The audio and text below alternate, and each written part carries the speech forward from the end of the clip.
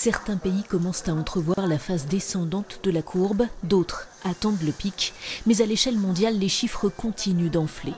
Plus d'1,5 million de cas diagnostiqués de coronavirus dans 192 pays, une donnée que l'on sait bien en dessous de la réalité. Et plus de 87 000 décès, dont les 2/3 en Europe. En une semaine, le nombre de morts dans le monde a augmenté de plus de 70%. Avec plus de 17 000 vies emportées, l'Italie reste la plus endeuillée, mais la phase de ralentissement est bien là.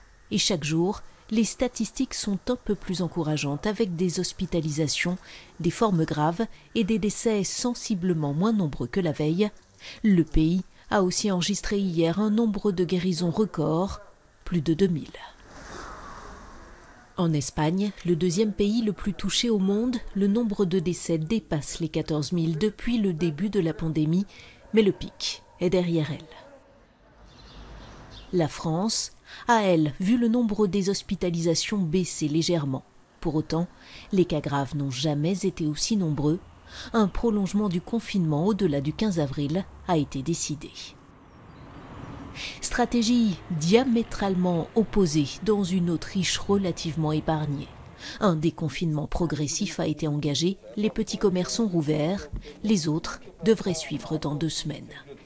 Ce jeudi, la République tchèque a fait de même en rouvrant certains magasins comme ceux de bricolage. Du gel hydroalcoolique et des gants devront être distribués aux clients. Le Royaume-Uni, l'un des derniers pays en Europe à avoir mis en place des mesures de confinement, est frappé de plein fouet par l'épidémie.